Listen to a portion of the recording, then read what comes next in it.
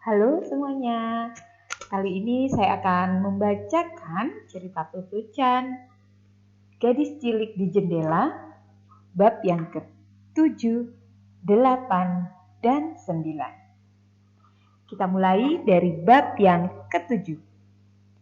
Toto-chan mulai bersekolah. Setelah kepala sekolah berkata, "Sekarang kau murid sekolah ini."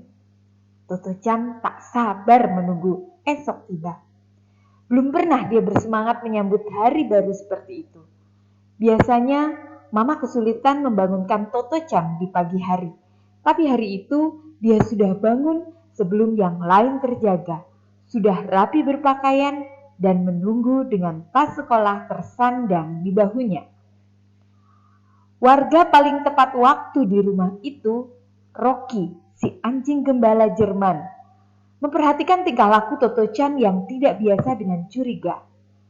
Tapi setelah menggeliat lama, ia mendekati gadis kecilik itu dan menunggu apa yang akan terjadi. Mama punya banyak pekerjaan yang harus diselesaikan. Dia sibuk mengisi kotak bekal dengan sesuatu dari laut dan sesuatu dari pegunungan, sambil memberikan sarapan kepada Toto-chan. Mama juga memasukkan karcis abonemen kereta Toto-chan ke dompet plastik yang akan dikalungkan di leher Toto-chan dengan tali agar tidak hilang. "Baik-baik di sekolah," kata Papa. Rambutnya masih acak-acakan. "Pasti." Toto-chan mengenakan sepatu lalu membuka pintu depan. Kemudian dia berbalik, membungkuk sopan dan berkata, "Sampai jumpa semuanya." Mata Mama berkaca-kaca ketika memandang Toto-chan pergi. Rasanya sulit untuk mempercayai bahwa gadis cilik yang santun, yang dengan riang serta penuh semangat berangkat ke sekolah itu belum lama ini dikeluarkan dari sekolah. Mama berdoa dengan hikmat, berharap kali ini semua berjalan lancar. Tapi saat kemudian Mama kaget melihat Toto-chan melepaskan karcis abonemen kereta dari lehernya dan memasangnya ke leher Rocky. "Astaga," pikirnya. Tapi Mama memutuskan untuk diam dan menunggu apa yang akan terjadi. Setelah mengalungkan tali penggantung karcis kereta itu ke leher Rocky, Toto-chan berjongkok dan berkata kepada anjingnya, "Benar kan? Karcis ini sama sekali tidak cocok untukmu." Tali itu terlalu panjang sehingga dompet karcisnya terseret-seret di tanah. "Kau mengerti? Ini karcisku, bukan karcismu. Kau tak boleh naik kereta, tapi akan kutanyakan pada kepala sekolah dan petugas pengumpul karcis di stasiun, apakah mereka bisa mengizinkan kau ikut ke sekolah." Mula-mula Rocky mendengarkan dengan penuh perhatian. Telinganya menegak. Tapi setelah menjilati karcis kereta Toto-chan beberapa kali, anjing itu menguap. Toto-chan melanjutkan, "Kelas kereta tidak bergerak. Sepertinya sih kau tidak harus punya tiket untuk naik kereta itu, tapi hari ini kau harus tinggal di rumah dan menunggu aku pulang." Rocky biasa berjalan menemani Toto-chan sampai gerbang sekolahnya yang lama lalu pulang. Tentu saja hari ini dia juga ingin menemani Toto-chan. Toto-chan mengambil karcisnya dari leher Rocky lalu mengalungkannya ke lehernya sendiri. Sekali lagi dia berteriak kepada Mama dan Papa, "Sampai jumpa." Kemudian dia berlari tanpa sekalipun menoleh ke belakang. Tas sekolahnya bergoyang-goyang di punggungnya. Rocky berlari riang di sampingnya. Jalan ke stasiun kereta hampir sama dengan jalan ke sekolah yang lama. Toto-chan melewati anjing-anjing dan kucing-kucing yang dikenalinya. Begitu pula anak-anak bekas teman sekelasnya. Apakah sebaiknya dia pamerkan karcis keretanya kepada mereka? Toto-chan berpikir-pikir, tapi dia tidak ingin terlambat. Karena itu diputuskannya untuk mengurungkan niatnya hari itu dan bergegas pergi. Ketika dia membelok ke kanan ke stasiun, tak ke kiri seperti biasa, Rocky yang malang berhenti dan memandang sekitarnya dengan cemas. Toto-chan sudah sampai di gerbang pemeriksaan karcis, tapi dia berbalik mendatangi Rocky yang kebingungan. "Aku tidak sekolah di sana lagi.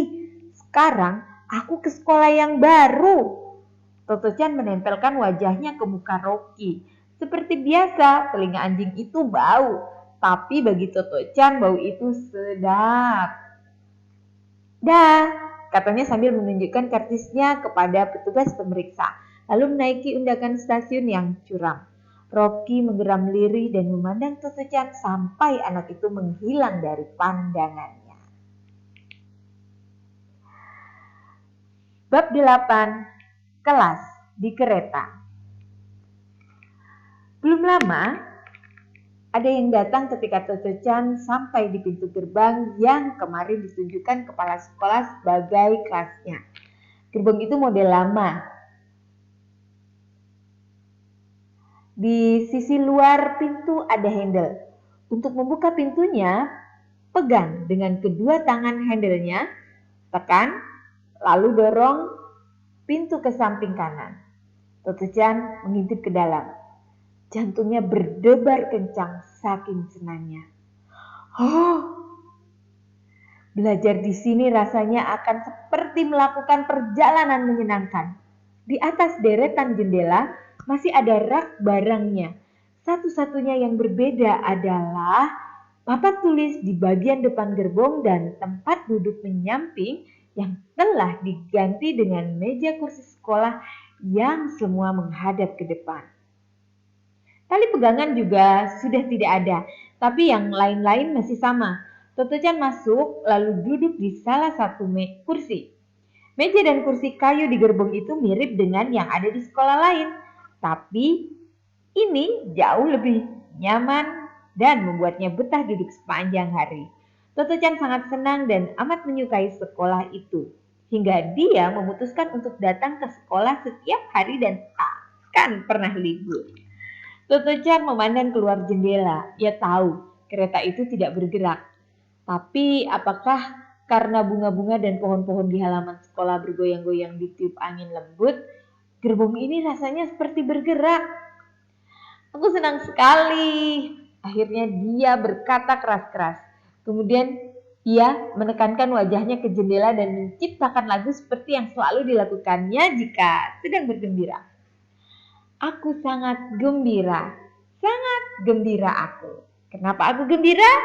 Karena tepat ketika itu seseorang datang. Seorang anak perempuan. Anak itu mengeluarkan buku tulis dan kotak pensil dari tas sekolahnya lalu meletakkan kedua benda itu di mejanya. Kemudian dia berjinjit dan meletakkan tasnya di rak barang. Dia juga meletakkan tas sepatunya di rak itu. Toto-chan berhenti bernyanyi dan segera meniru apa yang dilakukan anak itu. Lalu datanglah seorang anak laki-laki. Dia berdiri di ambang pintu lalu melemparkan tasnya ke rak barang seperti melempar bola basket. Tasnya mental, jatuh ke lantai. Payah, kata anak laki-laki itu sambil mengambil posisi lagi di ambang pintu. Kali ini dia berhasil. Lemparan hebat, teriaknya disusul. Bukan, lemparan payah. Sambil berjalan ke mejanya, dia membuka tas untuk mengeluarkan buku tulis dan kotak pensil. Lemparan pertamanya yang gagal dianggap lemparan luput. Akhirnya ada 9 anak di gerbong itu. Mereka murid-murid kelas 1 di Tomo Gakuen. Mereka akan bersama-sama melakukan perjalanan dengan kereta. Bab 9. Pelajaran di Tomo. Bersekolah di gerbong kereta sudah cukup aneh. Tapi ternyata pengaturan tempat duduk di sekolah itu lebih aneh lagi. Di sekolah lain, setiap anak diberi satu bangku tetap. Tapi di sini mereka boleh duduk sesuka hati di mana saja, kapan saja. Setelah lama berpikir dan memandang sekeliling baik-baik, Toto-chan memutuskan untuk duduk di samping anak perempuan yang datang sesudahnya tadi pagi karena anak itu mengenakan pinafore, rok rangkapan untuk bermain, bergambar kelinci bertelinga panjang. Yang paling aneh dari sekolah ini adalah pelajarannya. Di sekolah-sekolah lain, Biasanya setiap jam pelajaran diisi dengan satu mata pelajaran. Misalnya bahasa Jepang untuk jam pelajaran pertama, yaitu ketika murid-murid hanya belajar bahasa Jepang. Kemudian misalnya pelajaran berhitung di jam pelajaran kedua, yaitu ketika murid-muridnya hanya belajar berhitung. Tapi di sini sangat berbeda. Di awal jam pelajaran pertama, guru membuat daftar semua soal dan pertanyaan mengenai hal-hal yang akan diajarkan hari itu. Kemudian guru berkata, "Sekarang, mulailah dengan salah satu dari ini, pilih yang kalian suka."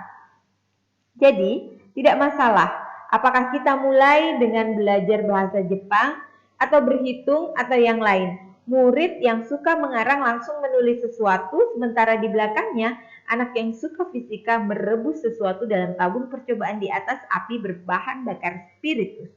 Letupan-letupan kecil biasa terdengar di kelas itu, kapan saja. Metode pengajaran ini membuat para guru bisa mengamati sejalan dengan waktu ketika anak-anak melanjutkan ke kelas yang lebih tinggi. Bidang apa yang diminati anak-anak termasuk cara berpikir dan karakter mereka. Ini cara ideal bagi para guru untuk benar-benar mengenal murid mereka. Bagi murid-murid, memulai hari dengan mempelajari sesuatu yang paling mereka sukai sungguh sangat menyenangkan.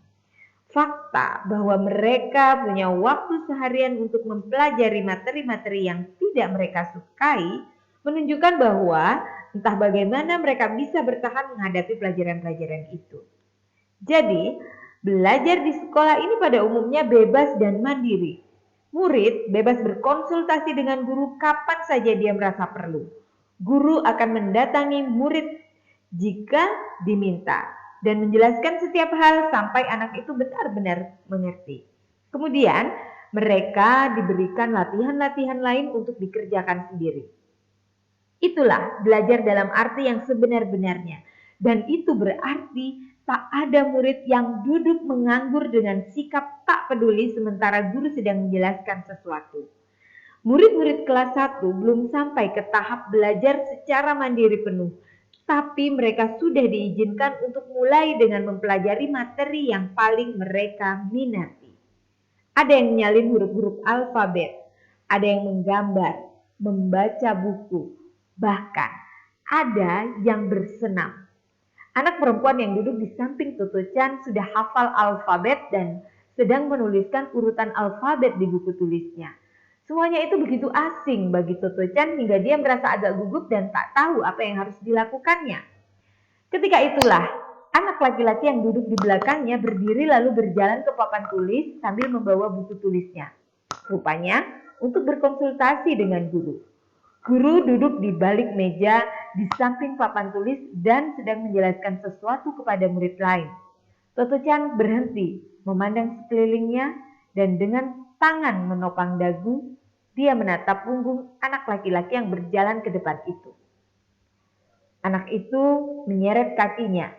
Seluruh tubuhnya bergoyang-goyang aneh. Mula-mula Toto Chan mengira anak itu sengaja melakukannya. Tapi lalu segera tahu bahwa bukan itu alasannya. Toto Chan terus memandanginya sampai anak itu kembali ke mejanya. Mata mereka bersih tatap. Anak laki-laki itu tersenyum. Cepat-cepat Toto Chan membalas senyumnya. Ketika anak itu sudah duduk di bangku di belakangnya, dia membutuhkan waktu lebih lama daripada anak-anak lain untuk duduk. Toto Chan memutar badan dan bertanya, "Mengapa kau jalan seperti itu?" Anak itu menjawab lirih dengan suara lembut yang terdengar cerdas. "Aku kena polio." "Polio?" ulang Toto Chan. Dia belum pernah mendengar kata itu.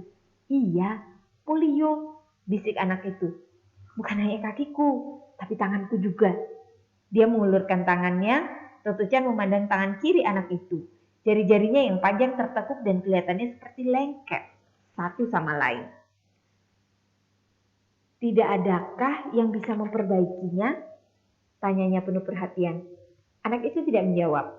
Toto Chan menjadi malu, menyesal telah menanyakan pertanyaan itu, tapi anak itu berkata riang, "Namaku Yasuaki Yamamoto." "Siapa namamu?" Toto Chan senang sekali mendengar anak itu bicara dengan riang hingga ia menjawab dengan keras-keras, "Aku Toto Chan." Begitulah awal persahabatan antara Toto-chan dan Yasuaki Yamamoto.